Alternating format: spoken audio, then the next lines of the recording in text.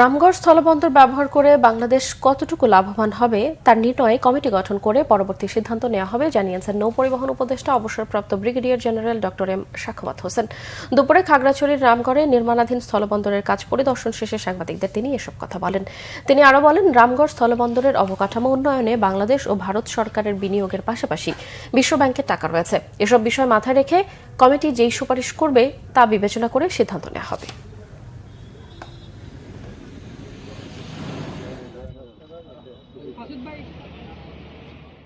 আমাদের এখানে কি এক্সপোর্ট হবে হবে না, পাবলিক কত যাবে কি যাবে না, আমাদের রেভিনিউ কি হবে, কতখানি হবে, আমাদের লাভ কতখানি হবে, সেটা দেখার জন্য একটা কমিটি আমি ফিরে গিয়ে ইনশাল্লাহ একটা কমিটি করে দেবো।